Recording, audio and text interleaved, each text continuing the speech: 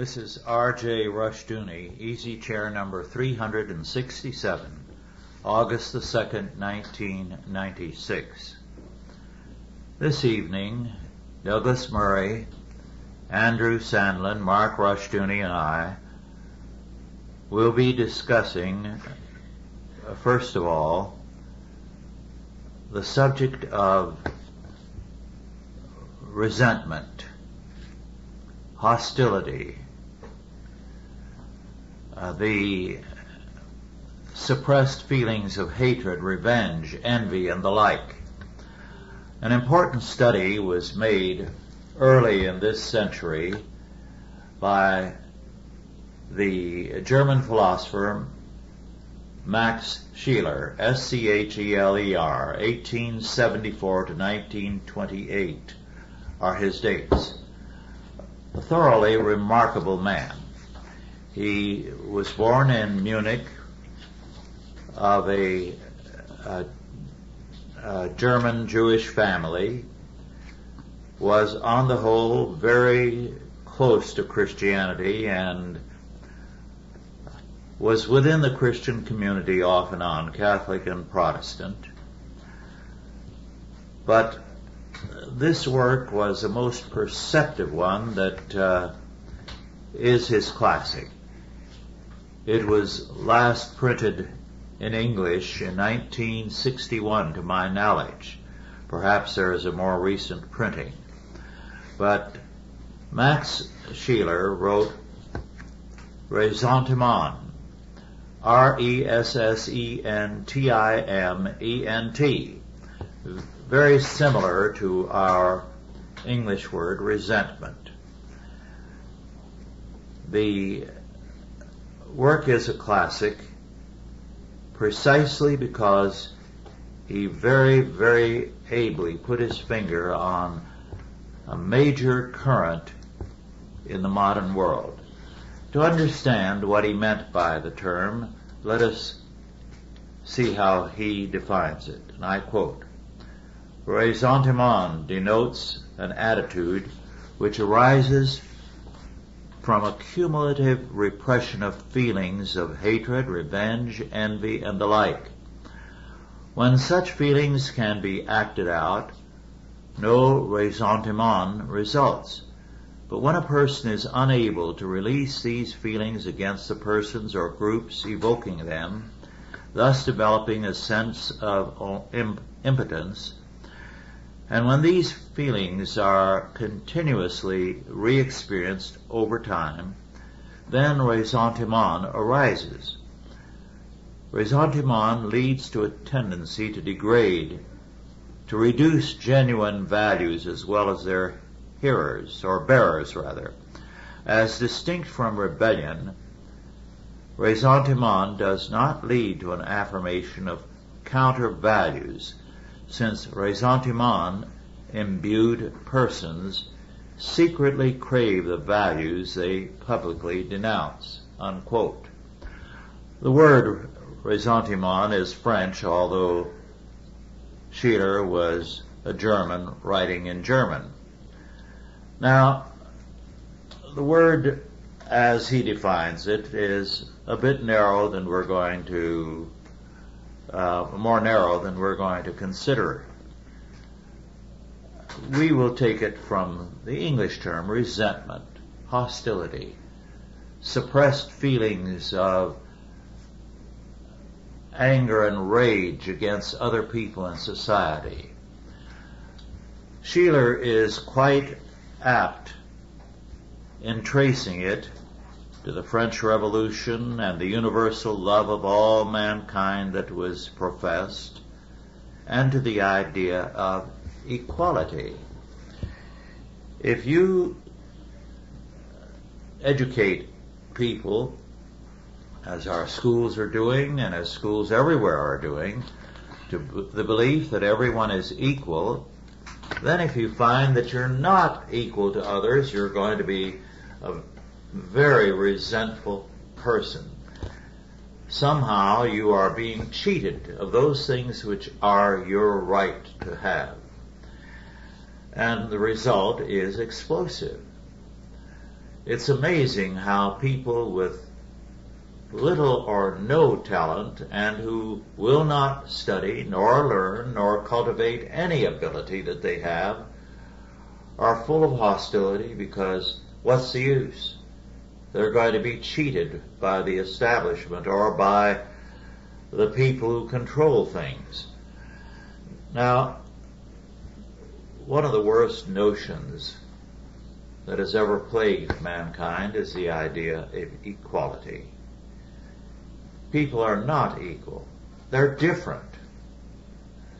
And when the Bible uses equality, it uses it in a different sense and to apply only to the fact that God's grace is the same to all. That God saves all of us by grace equally. That we contribute nothing to it. So there, the idea of equality eliminates merit on our part. We are equally objects of God's grace. But the idea current in Western culture of equality has overwhelmed the other notions of the French Revolution and has become the governing factor the world over in one culture after another. But we're created differently, not equally. There is an equality between 2 quarts of milk and another 2 quarts of milk, but not between 2 people on one side and 2 people on the other. Some of us are very talented in 1 or 2 things. Others, like Douglas here, are so multi-talented, there are not many things he can't tackle. We're different. That's the work of God. But a culture that stresses equality is headed for explosions, because you cannot teach people that they are equal without them demanding that everything be equalized. And that's impossible. Well, with that introduction, Douglas, do you want to continue? Well, the political opportunism is one thing that jumps into my mind as being a fertile ground for the exploitation of class resentment. And it's it's an old strategy of divide and conquer. It's been used for centuries, and as a political tool and a weapon to divide people. Today we have division, we have resentment that has been exploited by virtually every group in society has been pitted against each other. We have intergenerational resentment. The politicians continue to exploit it by telling the younger generation that they're going to have to pay 80% of everything they make to support the people on Social Security, yet the politicians are the ones that created the Social Security monster in the first place and have got everybody addicted to it. And so they have this, they build up this resentment. We've got the exploitation of racial resentment, economic resentment, intergenerational resentment, you name it, it's been exploited. And we have although the politicians say everybody is equal, yet they strive to exploit the differences rather than allow people to acclimatize themselves to the differences and adjust to them and get on with their lives. It creates vendettas. We now are seeing the rise in the Islamic world of a vendetta against Christianity, and it's beginning to play itself out in various forms, and it's going to be a growing problem. many of the Islamics themselves don't understand why Christians have abandoned their faith. And but they are going to exploit the weakness. And even among the Christian world, there is resentment among religions, and there is resentment everywhere. It permeates our culture. It permeates the entire world, and it's standing in the way of the advancement of mankind. Well, you can begin by saying that inferior individuals resent and wish to punish superior individuals. Poor individuals resent and wish to punish rich individuals. Non-Christian individuals resent and wish to punish Christian individuals, and we could go on down the line. And if they can get the power of civil government in their hands to do that, they will do it. And that's specifically what has happened in this country, especially over the last 50 or 100 years. If any of these groups that feel somehow disenfranchised because they don't feel equal, if they can get political power in their hands, they'll use that power to equalize things. Do you think that this resentment arises from a feeling of superiority or inferiority? I think it's a feeling of inferiority that they feel down deep in their bosom, but as Rush pointed out, they have been told that they are entitled to certain things or to a certain acceptance in society, as the case may be, and therefore they feel they should have it by right. That really is a thoroughly corrupt word as it is used in that concept, rights. It's not really a biblical word as used in the modern sense, probably derived from the French Revolution or not long after that, at least in the modern sense. So these individuals feel that they have certain rights that they're entitled to, and usually they want to get centralized civil government in their hands to guarantee those rights and punish people that tend to be wealthier or intellectually superior or owning more land or have the political franchise or that sort of thing. This has happened, of course, for almost as long as sin has been in the world, but especially as it intensified in the last couple of hundred years on a secular basis deriving from the French Revolution. We have the seeds of it in the United States today, and the seeds are blossoming more and more. It's a very sad phenomenon. I think resentment can work the other way too. Resentment can be from the supposedly superior to the inferior. Good example of that is intellectuals, artists. They like being different. They like the fact that most people don't understand what in the world this painting conveys. And they like talking, sometimes scholars, in scholarly terms, or using a terminology that leaves most people in the dust. Professionals, such as educators, create their own lingo, so most people can't understand what it is they're actually saying when they write articles for other educators. Every discipline has its own lingo, and it becomes almost a legalese, only it's not just in the legal sphere, it's in many different spheres. Well, I think that's more derision than resentment, wouldn't you think? Or? Yeah, but does this create resentment because of the failure to communicate, or because people feel that they're being talked down to, or? I think there's a resentment for the common man amongst some people. The first sin, remember, was to play God. You shall be as gods, knowing good and evil. And men like to play God. And men with intelligence sometimes like to think that they're God and that the common man shouldn't be able to understand them or decipher them. They should be cut apart.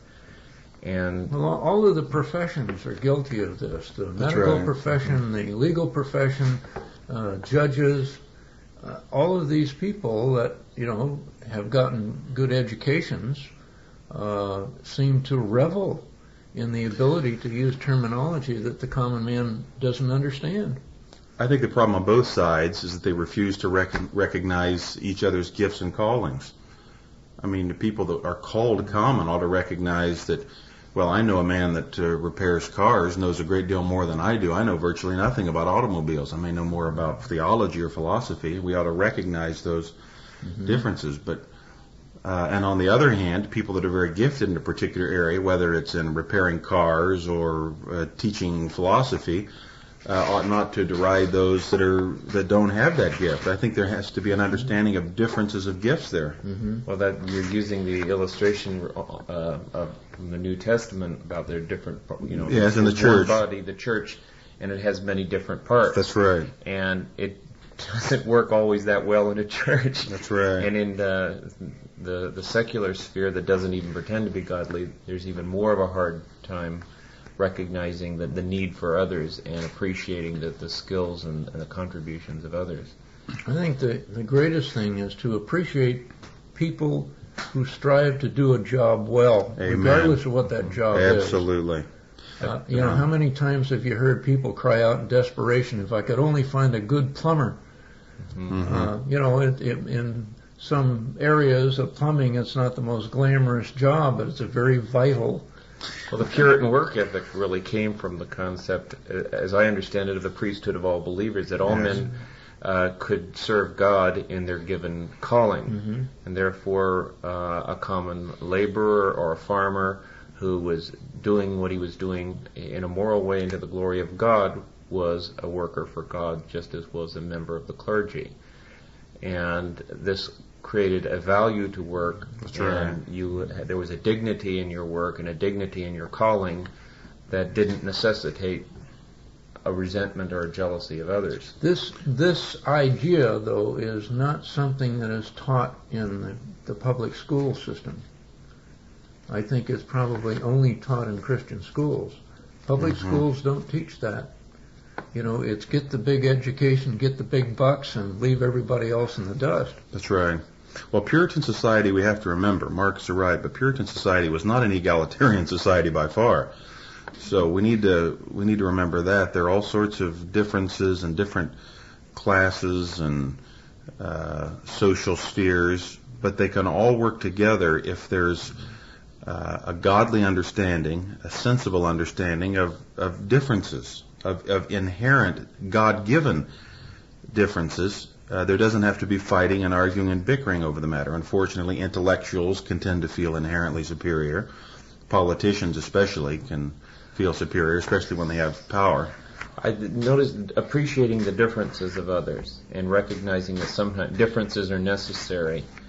I've noticed a lot of the marriage and interpersonal type counseling things, which are always very popular in talk shows and top 10 books and so forth and seminars. A lot of them are focusing now on the inherent differences between men and women. Brilliant deduction, Watson, right? Yes. Well, for a lot of time there was this idea that there wasn't the differences. Now they're recognizing that there really are differences, and they use different analogies. And one has said men are from Mars and women are from Venus, and they use different analogies, but they have finally come around to the point where women are different, and men have to realize that women think differently if they're ever going to understand women, and women have different needs, and they perceive their needs differently than the man perceives. And they finally recognize that, and it's very interesting, and it's very almost biblical without using biblical terms. What they don't come around and says is they're different because God made them different, and God made them for a particular purpose, and they both contribute to the relationship. Mark, I've got to add this. It was about 6 months or a year ago. One of the networks says, Friday we're going to talk about new studies indicate that women are different from men. And I said, it took them that long to figure that out. That's precisely, people are at war with God's order, the created order, and therefore they tend to gloss over those differences, and they tend, especially, of course, feminists in modern culture and others. The whole reason that the media makes those kinds of pronouncements so that they can appear to be the first one on the scene to find this out. They want to be the oracle of information. They want to be the Bible. Yeah, that's exactly right. The media wants to be the Bible. Well, I think when Rush was talking about resentment, I think that we can eliminate a lot of that resentment if we do recognize those differences. Mark brought up the case of sex, called it gender today. I think if people recognize that men are not inherently superior to women, they're different from women, they have different roles. In some ways, women are far superior to men in their particular calling. And the same is true of men in their particular calling. But I think what's true in the relationship between men and women is also true in all of these other things that we're talking about. If I may go back to Sheeler's book, he makes an interesting observation. I quote, "Universal love of mankind becomes progressively more powerful until the French Revolution, when one head after another was struck off in the name of mankind." That's right. Unquote. Now that's a very apt observation. If you have a false value, you're going to be a hypocrite. And if you believe that you love everybody and that's a mark of your political party or your group or your intellectual co-equals, then you are going to show a hostility for other reasons. That's right. Towards those you resent. Because you are not going to eliminate your hostility and resentment. You're going to be veiled about it, and particularly ugly. Well, our esteemed president had the FBI arrest a group of young girls who made an unkind remark. Yes, I heard about one of that. his recent speeches, and so much for freedom of speech and all the rest of it. Well, I like the adage, liberals love humanity but hate humans. I mean, that's the whole point. It's very abstract. I think, wasn't it Edmund Morgan that wrote the book Inventing the People? Virtually every totalitarian regime over the last 250 years has always claimed to speak in the name of the people and to be very universal and to love humanity. But that really is a guise. What they really love is the particular kind of humanity that they believe in. And Rousseau was that way. I was just reading, I can't remember whether it was his, one of the works, I can't recall off the top of my head, in which he's essentially saying that. We should speak in the name of the people to get across our particular little provincial agenda. That's what he was really saying. Well, we could go a long way towards solving mankind's problems if we could get two things done. Get the 10 Commandments on the wall of every school and home in the world, and teach people to evaluate human behavior from the perspective of the 7 deadly sins. Evaluate everything that people do. But Douglas, you're arguing for an objective moral standard, you see, and that's not it's not acceptable in today's society. Well, it's an answer. What is it Vanto used to say, that we don't have a right to say that only I have a right to say what I, something like that, Everything is relative except for my own view. That's the argument that so many people have. People are perplexed. What do we do about this jam that we're in? I mean, let's face it. This world is in a somewhat a downward spiral morally. All of the political leaders keep wringing their hands about the rending of the moral fabric of the country, but none of them seem to have an answer for it. They avoid the only answer that's going to work. The only hope is the gospel of Jesus Christ and obedience to the law, word of God in all spheres of life. And of course, they'll always have political solutions. And we as Christian Reconstructionists are often misrepresented. We don't believe in ultimate political solutions. We believe in biblical solutions, Christian solutions that have implications for politics. But that's the only hope for mankind. And that the Bible's very clear in that. Trust in Christ alone by faith for salvation, and self-government, as Russia said, and family government, church government, and state government. But who in Congress or anywhere else wants to hear that message? Well, they don't want to, give up the prerogative of playing God and being the ultimate problem solver for the people. That's right. At some point, I hope to see in my life probably a vain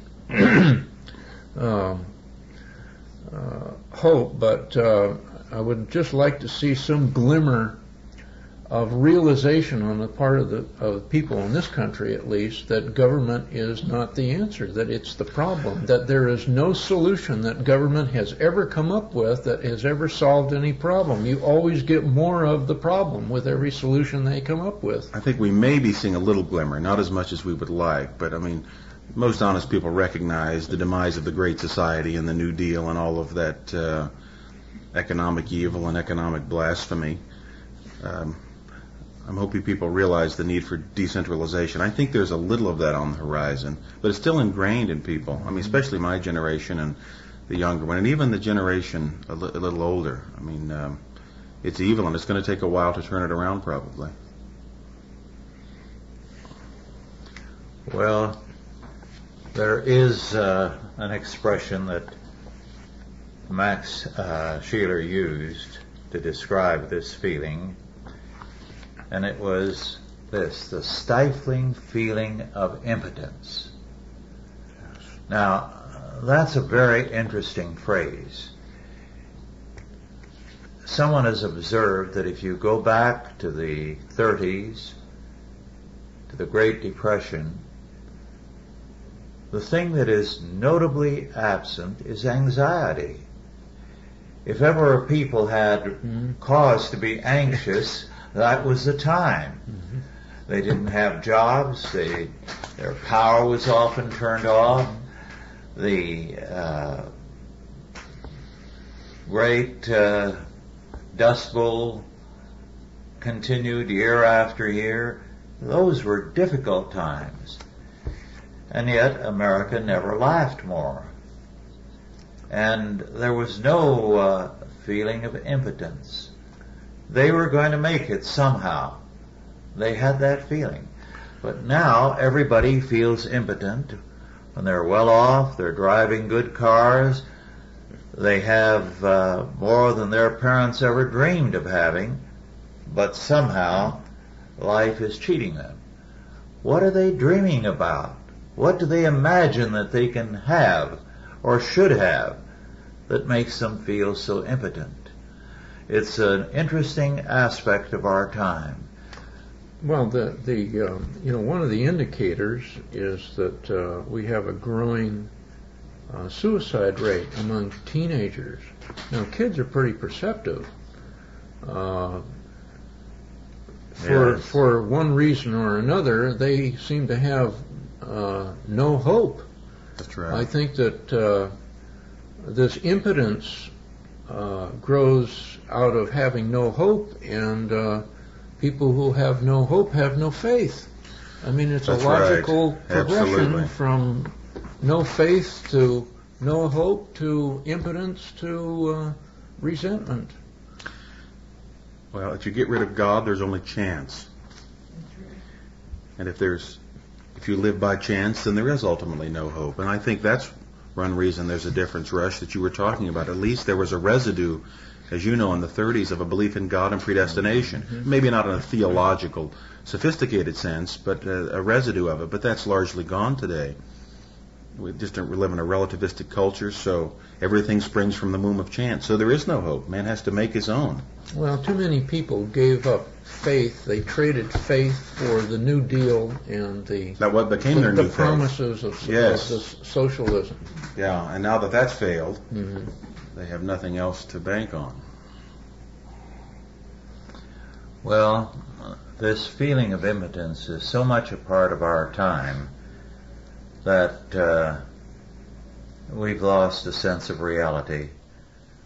The movie heroes, the television heroes, are not normal people meeting the problems of life realistically and with patience, but they're impossible people. They go out and wipe out an army, they solve all problems miraculously. We've lost touch with reality, and that is a kind of impotence. They believe in instant solutions. Instant solutions, yes. It was back in the 60s when I was traveling that I encountered something that since then I have encountered more than a few times and heard about a great many times. I was speaking in this one place, and this pastor, rather successful man, was telling me about a very close friend who had suddenly flared up at him, quarreled, and for no reason at all, except he blurted out something about, you think you're good because you've got a big successful work going on here. In other words, envy. And I cannot begin to recall all the times I've heard about that, not only among the clergy, but among people generally. Some friend, with no problem between them, for no reason flares out angrily, is very hostile, and what comes out in one statement or another, how dare you be more successful than I am? And that's the gist of it. And there's a shocking amount of that going on in our time. So much so that on one occasion I was in one city, and this businessman, very successful, who was a devout man, things he had done for the community and for Christian causes were so numerous that you realize this man was putting most of his income into being a Christian, helping others. I would say, having visited in his home, that he obviously lived more modestly than any of us here around this table. He was very dedicated in his faith. And apart from making sure that his children and grandchildren would be reasonably well taken care of, and his wife, if he were to leave her a widow, this was his life. And yet what bewildered him was the resentment of others. They resented him because he was so successful. They resented him because he was such a good Christian. They resented him for everything. And he said in bewilderment, I can't seem to do anything right as far as these people are concerned. Now, this is all too true in our time. That's right. And I can vouch for the fact that I've experienced a few episodes of that sort. And some people assume that because we have a worldwide organization and influence, somehow we have a major center here. Well, that doesn't surprise me, because I've seen groups, when they start up, spend all their money for a long, long time and doing nothing but building up a headquarters, a large suite of offices, secretaries, everything. All we have are 2 girls part-time, half a day each, a tiny, cramped office, and yet when some of these people who have built up things and are not accomplishing much are told that, they only get angrier. They're only resentful. And this is so much a part of our culture today. Resentment that others are doing better in some sense, or are having more of an impact, or are enjoying their work and life more than they are. Well, That in itself is an insult to them. it starts very early. You've got sibling rivalries and families. If it's not guarded against, you've got conflicts in the classroom where some of the kids are a little quicker to understand than others, and the ones that are not as quick will pick on the ones who are quick, and so kids get it's almost a pecking order very, very early if there's no one around to alleviate that. Don't you think all of this ultimately derives from hatred for God's predestinating hand, that God has a right to make people different? He has a right to deal with people as He will. Rush, you were talking about those that have resented you and Cal Seaton. Of course, people that hate predestination, that hate that God has His own right, if I can use that word, to choose, what does He say in Scripture? He is the potter and we are the clay. Shall the thing formed say to the thing that formed it, why have you made me like this? Well, they think God should be an egalitarian, don't they? Yes. Well, look at the all men are created equal. And everybody assumes that means that they should all have the same amount of money. No, that's not what Jefferson social meant. status.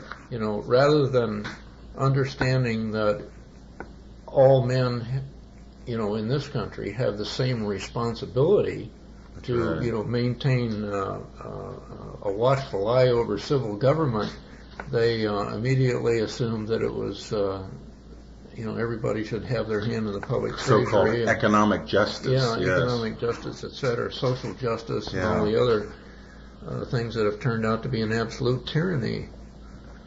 Right. Well, I was an adult before I ever heard of sibling rivalry and about the terrible things done by parents preferring one child over another. It never occurred to us that there might be a preference on the part of our folks. We didn't think that way or question anything they did. See all of these problems you avoided because you weren't so smart? Yes. And I can recall when I was of age, I occasionally heard from someone or other of cases where a child or a young person in their teens was picking up this new language. And when they would whine to their parents, "You prefer him or her over me," the answer was, "And why not? You're such a stinker. Who wouldn't?" Yeah. So they were put in their place. Mm-hmm. But since the war, it's become progressively a deep psychological problem. And you're entitled to feel resentful because you are not preferred over your brother or sister no matter what you did. Yeah, but don't you think these psychological terms have simply become control mechanisms that Yes. these credential frauds Yes, of course. use to Clearly. maintain power over people? That reminds me of what you said, though, Rush. You wrote one time, must have been years ago, on the heresy of unconditional love, that parents, Yes. ought to love all alike, and it doesn't matter what any child does or anybody does. Of course, that's a part of the modern so-called Christian psyche as well as the psychological jargon. But Douglas, you're certainly right. I think they just sort of invent jargon to suit their purposes, to control people. For some of these Christian call-in programs, some of you may be aware of, the psychologists, and it's amazing all these little buzzwords they use, and these women and men feel so important now that they're diagnosed with this psychological problem, Well, it's something cocktail talk. Yeah, exactly, yes. Sheeler at one point used an excellent phrase to describe this mentality. He called it a self-poisoning of the mind. A self-poisoning of the mind. And I think that self-poisoning marks our time. I know a number of people who would like to have their pastor take time to talk with them, or who would like to have me when I go in that area to talk to them about their problem. And I know it's useless, because it's a self-poisoning of the mind that is their problem. They nurse certain feelings of resentment. They build it up until it's consuming their being. All they can think of day and night are these feelings they're nursing, and they're poisoning themselves in the process. Not only are they doing it, but they apparently enjoy doing it. There's a perversity in their attitude. That's right. So that the self-poisoning becomes a virtue. Their attitude is, I do well to be angry, as though there were a virtue in their rage. And they become deeply cynical, too, and very vindictive. I've met people like that. One thing, he thinks immediately of Cain in the Bible, perhaps the first example of this. Yes. And it is self-destructive behavior, because if it's not caught and repented of, then it does tend to destroy the individual. It just destroys his effectiveness in all that he does. So it's when you center on yourself, the world usually doesn't comply. That's right. And you become upset. And we're in a very materialistic age, and so a lot of the envy centers around what I don't have and what somebody else has.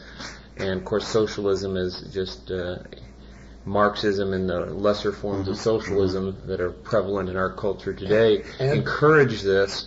And if somebody's, trying to climb this materialistic ladder, suddenly, they realize that I can't keep up. I'm misderung, or I'm lacking a skill. I'm not going to make it any farther. This resentment builds up.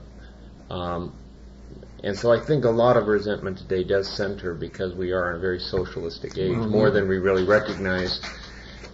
And I think that I keep remembering things that I've heard from several different people who lived through the Depression. Something to the effect that we weren't self-conscious about being poor because everybody was in the same boat. Materialism kind of was put on hold for a while and you didn't need to feel bad about your state or feel self-conscious because everybody else was in the same state. Well, we have consumerism. Our form of this is consumerism. People feel compelled to go buy stuff they don't need. You can drive down the street and see all these garage sales and yard sales, and they're just full of junk. I mean, absolute junk that people shouldn't have wasted their money on in the first place. I call these little catalogs that come in the mail of the knick-knack stuff. I call it buying yard sale stuff at retail. That's right. And it amazes me how some people enjoy buying this junk, which I can just visualize it on a table of dirty yard sale stuff, and it's worthless, useless junk and people buy this stuff. My uncle, who's dead now, we went through in Sausalito years and years ago. They had a great big boat there that they turned into a store, and they had all this import stuff. It wasn't too long, after World War II, and it was all this stuff like you're talking about, little baskets and just knick-knack stuff. And after I took him to lunch, and after we went through this boat, he never said a thing the whole time as we were walking off the boat. He says, I never saw so many things I didn't need. That's right.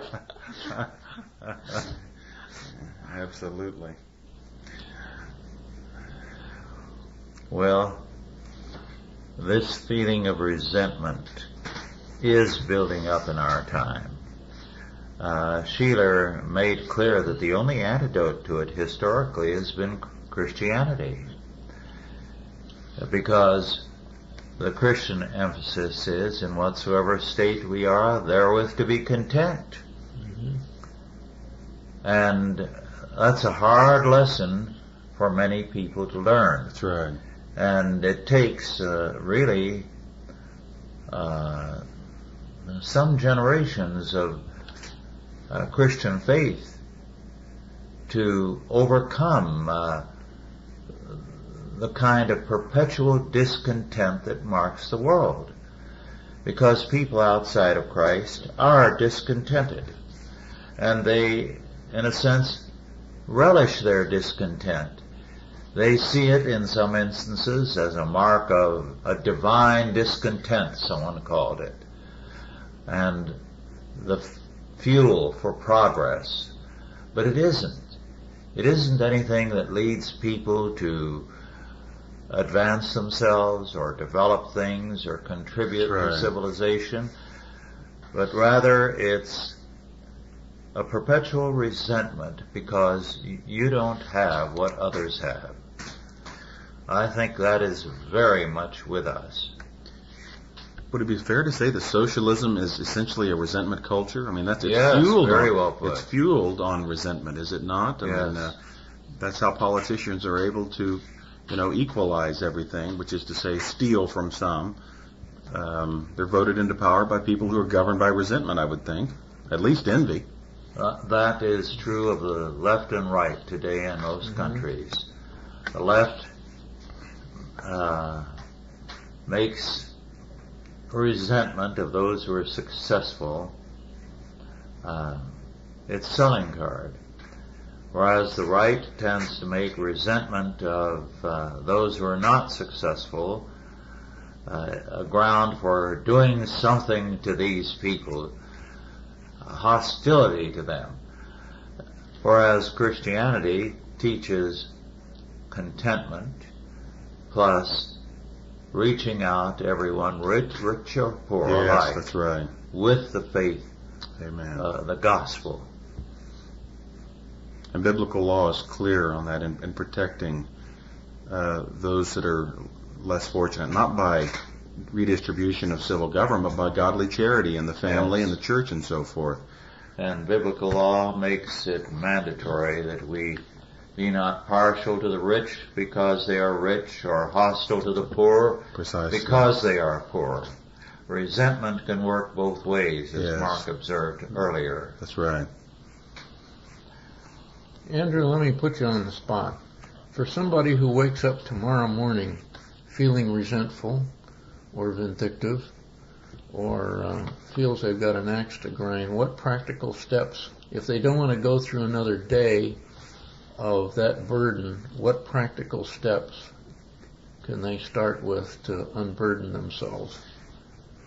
Got to recognize it's sin, first of all, and not try to psychologize it, and explain why it is. We can always find good reasons, to rationalize why we are the way we are.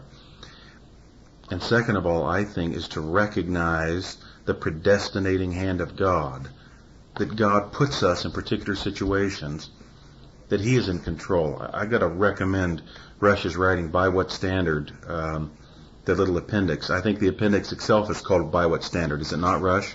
Mm-hmm. Dealing with Job.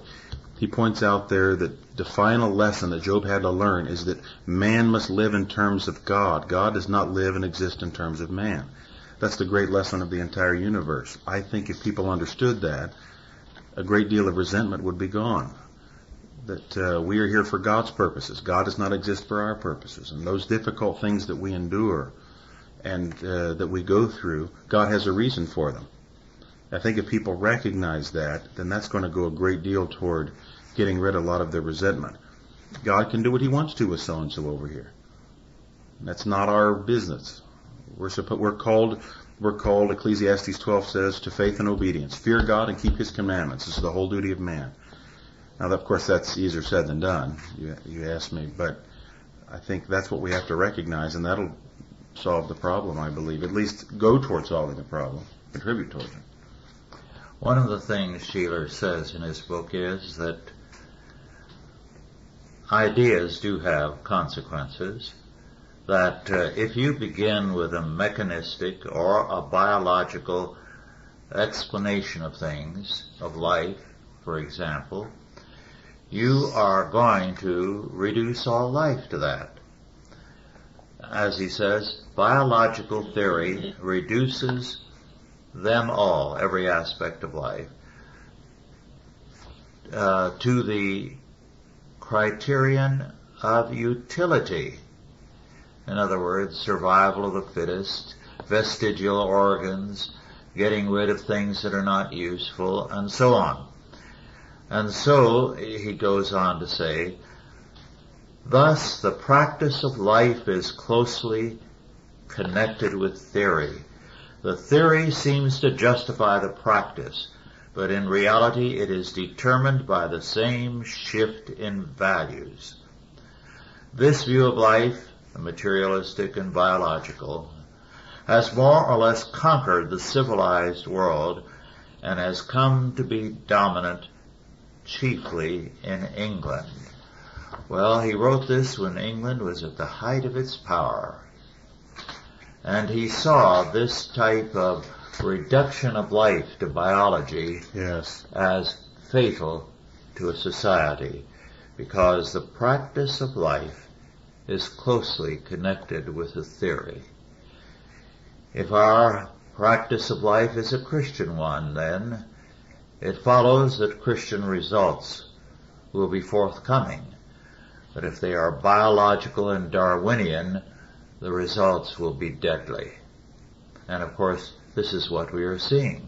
In this sense, Max Scheler was prophetic in this study of ressentiment.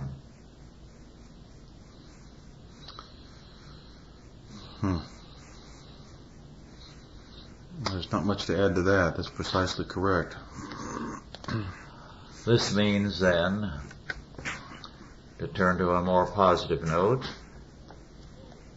or first negatively, there will be no recovery unless we sweep the intellectual grounds clear of all the false ideas about life and the world. And positively, as we have more and more homeschooling and Christian schooling and Christian reconstruction, we are going to restore the proper perspective. We will eliminate resentment.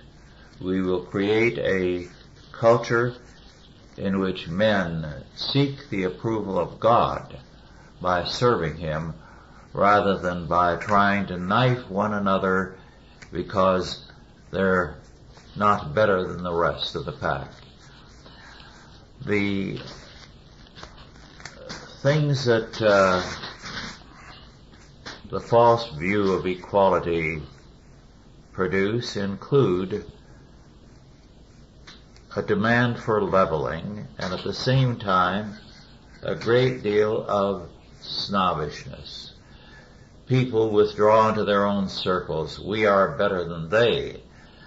And as the superior ones, they will have all kinds of balls and parties to raise funds for this or that ostensibly good cause. They are not of the pack. At the same time, it leads to a world where everybody is dressing alike, but as soon as they do, those at the top dress differently because they don't want to be a part of the great equal mob. So that there's a tremendous self-hatred that is created by resentment and by equality. And the two feelings go hand in hand.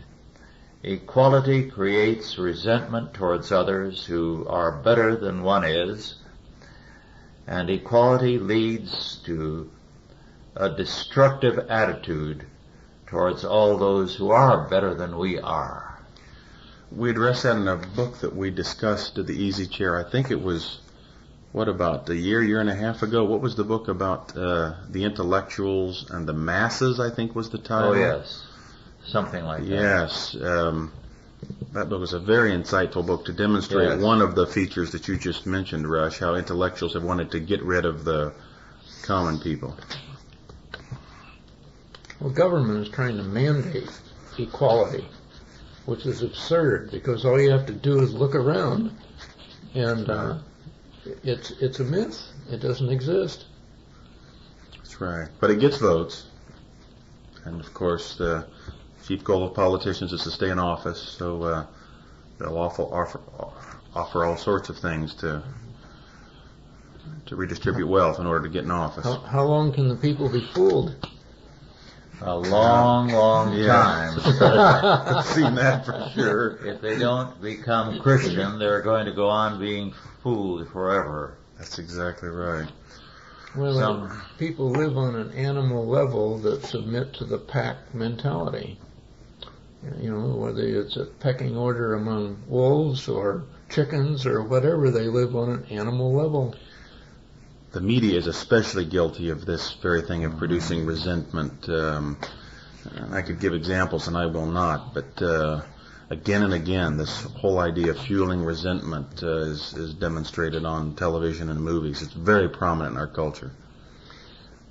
Perhaps no culture has seen these problems more clearly for a longer time, going back to the days before Christ, than China. But China has never had an answer. Again and again, thinkers in China have analyzed the problem, and yet, because they have a thoroughgoing relativism, they can make no change. Well, our time is about up. Is there a final statement that any of you would like to make? The only solution is the Christian solution. Yes. That's for certain. And this crisis of civilization created by resentment and hostility, hatred, revenge, envy, and the like will not go away until people are Christianized. Well, thank you all for listening, and God bless you.